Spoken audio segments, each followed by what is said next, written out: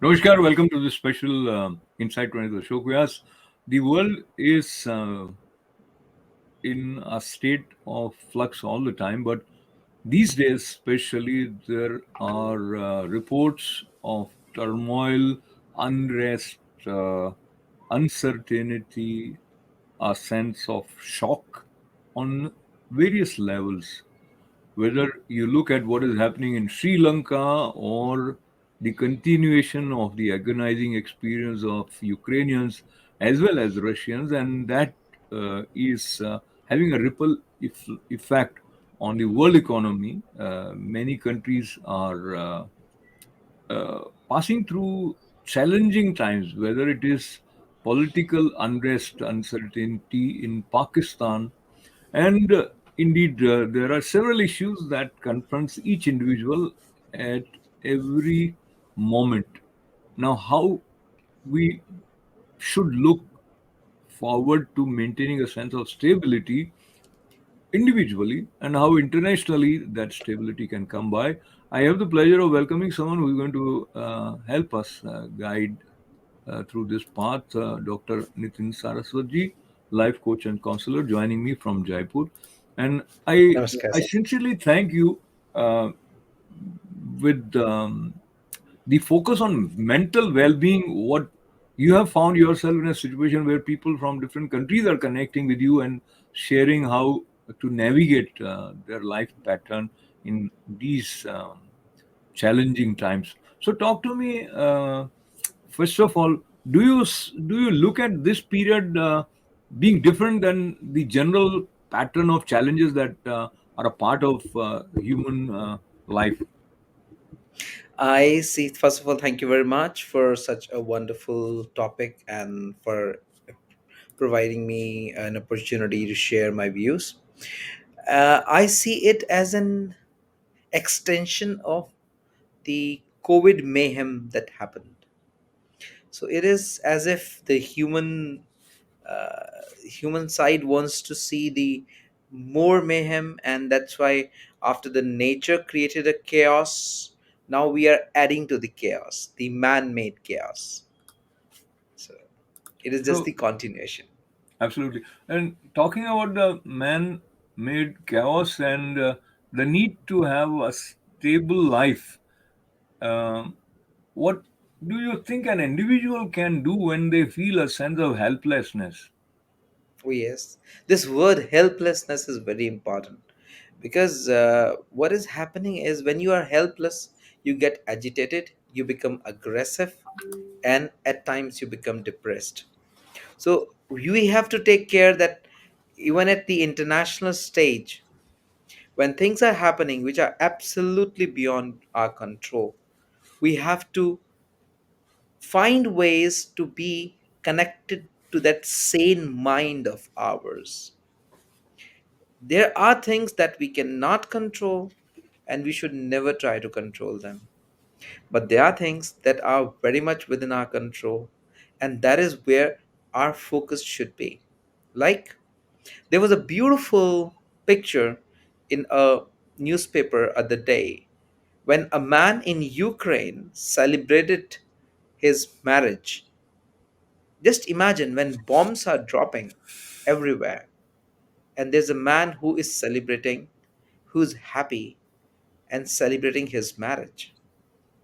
So we cannot control the situation around us, but we can still control what is controllable well within, and that is our zeal to be happy, our zeal to live, and our zeal to make sure that we will keep doing what we can do to make this earth a better place.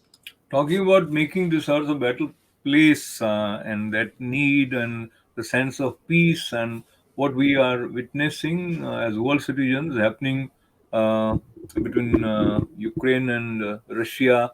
Uh, Today, there was a comment statement by President of Ukraine, Zelensky, that Russia wants to convert Ukrainians into silent slaves. That also speaks volumes about the frustration and again the sense of helplessness as well as the will to fight and overcome this situation. But now this seems to have stretched way beyond what anybody anticipated, and common man is at the receiving end. Many people have lost their lives. Uh, Even while I speak and I have images of what is happening there, it makes me feel uneasy. Now, where is the strength in human psyche, human mind, which is always ready to bounce back or have that potential to bounce back? How to stay in tune to that? What is the secret there? First, we have to see how ironic it is that in so-called civilized world, we are still killing to solve problems. And that is not an act of terror by some rogue group. It is the so-called civilized nation, civilized politics that is killing people to solve a problem. We are not talking about who is at fault, but the point is human lives are being lost. And what we are doing nothing. At least now it's time to start celebrating human life more. We cannot stop Ukraine or Russia from killing people, but we can at least start telling ourselves that we will start celebrating life. So when tomorrow anyone among us has the power to take a decision, that decision has to be different from the decision that are being taken right now. So it is, I see as a psychologist, as a life coach, I So see it no different. let me share my analysis. There are different reasons which trigger unrest, violence, uh, group attacking another group, but they somewhere resides in human mind and also in the kind of leadership which, whether we accept or not, have its influence on people. Even if it is not visible right now, it will be resurfacing after some time. So these are pent up emotions. So I would say it is a ticking time bomb of thoughts, which is created by statements from XYZ leaders in different contexts. So if I talk about India, and I'll just be open in conveying it. There could be other side of it. But if there is a leader or there are some people who refer to Prime Minister Modi and Home Minister Shah as कि ये भारत के लिए सबसे बड़ा खतरा है. Now, there are some people who support this leader. And if this message is consistently going and then Yogi Adityanath wins, then there is some guy who goes to attack the Gorakhnath ashram mutt, Gorakhnath mutt. No, that one instance, and I'm taking it as an example in terms of the kind of narrative that we are setting and the kind of environment we are creating, though we feel as leaders that we are doing the best that is conducive for having harmony and peace, etc. But are we consciously or unconsciously not sowing seeds of that kind of disgruntled collective mindset, which would result into some instance, as I mentioned about Gorakh Pura, or something that you are aware happened near Jaipur. So, talk to me about how to address this.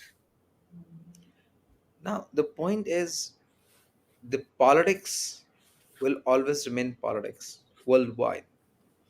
Leaders, they look at the petty interests and they just believe in the benefit of the moment. So they just want to milk the moment. And for milking the moment, they can go to any limit.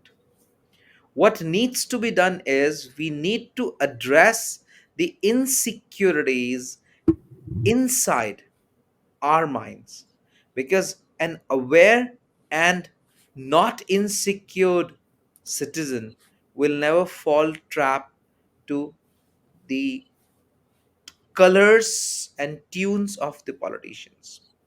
Politics will always remain politics because that's what they are here for. So we cannot expect politics to be authentic or, morally correct. They will do anything to win. So what you are saying uh, also pushes us in the kind of situation where looks like there is no solution, because whatever you say, politicians have power to make policies and implement them also, which means you will be at the receiving end if you do not find yourself working hand in glove with politician as a group, whatever group it is and whatever interest group it is, and you will be as an individual part of some interest group or some religious group or some whatever vote bank they want to make, or which means what you are saying is, rather than creating hope, so now my thought process takes me to the place where we need to do something, that we come up with leaders who are mm, who are wholeheartedly working, and there is lack of difference between their actions and speech. On the contrary, I'll say there is a lot of hope, but the hope has to be realized because politicians are powerless. We are the people who make them powerful. So politicians will speak the language which the masses make them speak. This is like catch 22, or this is Yeah, like first hen or the egg. exactly. But if we start realizing, if the people of the world, I'm not saying India, I'm saying the world, if Russians as citizens and Ukrainians as citizens say, no, we're not going to have war, we will sit down and find a solution. Believe me, the internal voices will make the leaders bow. They I will kind have to of listen. I want to agree with you, but I don't see that the way things on the ground reality. Like in Russia, there are many people who oppose this aggressive stand of Putin, and they did some protest. But what more they can do? They can do a lot. And the point is, sometimes change takes time. So maybe right now, what is happening against Putin may not yield result in this particular situation. But in the longer run, they are going to have the last laugh if the mass actually awakens. The problem is the mass is always busy with the question of bread and butter. That's why it is very easy to Okay, entrap so mass. now what you are saying again tells me that there is no escape from politics, because how your country is functioning economically is also rooted somewhere in the kind of decisions which are made by politicians. Now, take the example of Sri Lanka. What has happened on the face of it is also related to the irresponsible use of the facility of borrowing money and also spending it for your own election campaign, as if the money has come for an individual and not for the nation. So that discrepancy in the priority of leaders related to politics is going to affect common men, as in Sri Lanka right now. You have been to Sri Lanka, so recollect what Yes. Sri Lanka you saw and what you are reading or witnessing through Very television. tragic, very tragic, because I have seen very hardworking people in Sri Lanka. Though the economy was not in the best of the shapes, yet they were very happy people, very content people. So I have seen Sri Lanka when it was in the, it was torn by the war. Even then, there were people were happy, they had a life.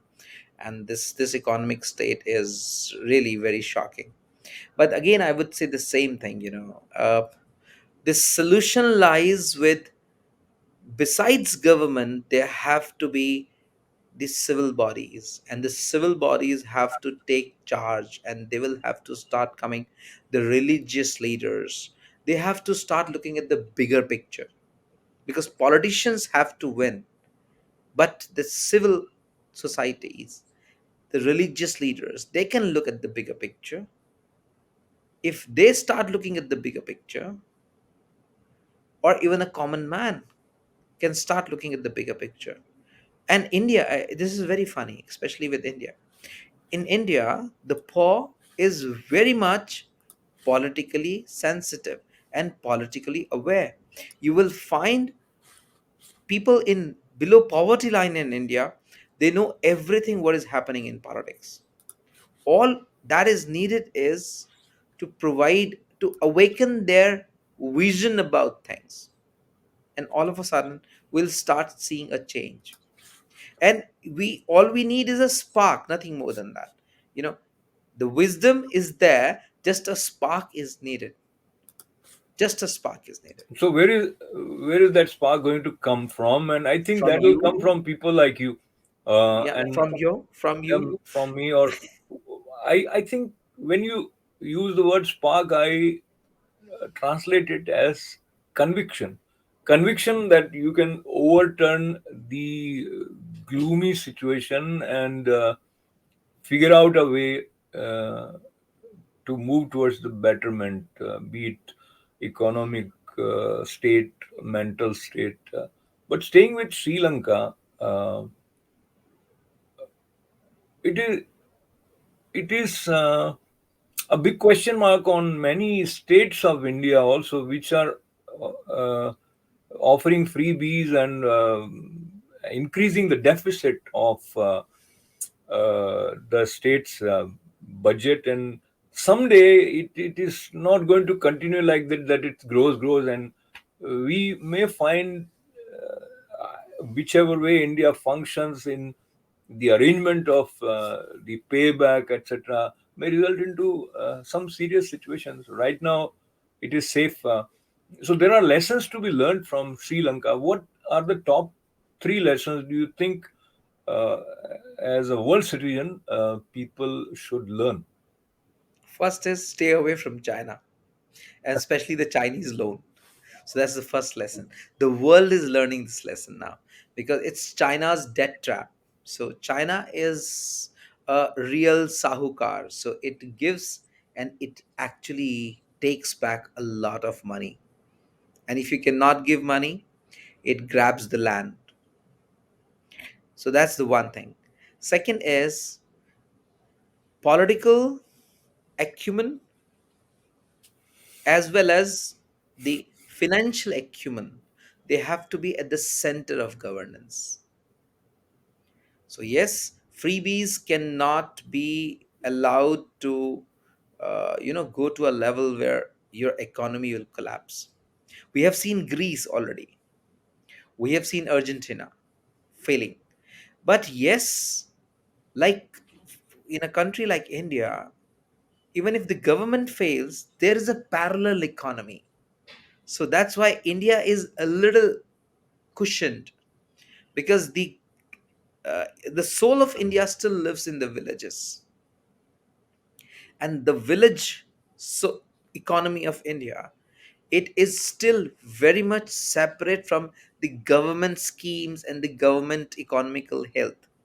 So yes, for India to fail like China, or I'm sorry, like Sri Lanka, I don't see that happening. I think I that's wouldn't like something. that to happen, and nobody would like that to happen. India is such a big country, and sitting in America, of course, my love for India is special. But I think everyone is concerned, considerate, as well as willing that India should do good, not just for India's sake, but for the world's sake. And looking at India's position in the current scenario, where you have visitors coming not just from Russia, from America, from Israel, almost. It has become the center of the global affairs at the moment. How do you see this? Is it primarily because of the Russia-Ukraine war, or there are other elements which are coming into play? Your take on if we say India's growing importance in the global sphere? It is actually growing, and le- the West is especially looking at India as the epicenter of peace. So it's like for the self peace, for the self growth, for the spiritual growth. People are looking at India, and people are looking at India as a model of growth which is more people centric. So I think India has a lot to offer, and India is taking into that lead. India is taking that role. A lot of countries, people, you know, it is surprising how Chinese are coming to India. They are learning yoga. You go to Rishikesh and you'll find a lot of Chinese coming to India learning yoga. Chinese coming to India to learn English. I have known a lot of Chinese. Japanese coming to India. I have seen recently, because of COVID, it stopped. Otherwise, you go to Rishikesh, you go to Dharamshala, and you'll find a lot of people coming to India, and they say they find India peaceful. It it is kind of a soul search place. So I think in coming time, India will offer a lot of soul searching space for the world, a place where you can find, connect to yourself, and be peaceful. Talking about peace and India's contribution to the world body as far as mental stability is concerned, uh, International Day of Yoga on 21st June, proposed by Prime Minister Modi, is also another proof, so to say, of what you just said. And let us spend a few minutes on trying to focus on how to remain stable in the face of challenging circumstances. Talking about mind as mind trainer, what are the top points that you would like to share? So, as far as stability is concerned, the better word for that in Sanskrit is sam. So, it's the stability of inside, which is very much different and very much independent from the stability outside. So it's the problem is when we start looking at stability and start defining it with the search for security, we start becoming more and more unstable. We have to learn to let go. We have to learn to be flexible. Life is like riding a horse. So when you ride a horse, you never ask the horse not to be bumpy. People who have ridden horse, they always know that the horse ride will always be bumpy.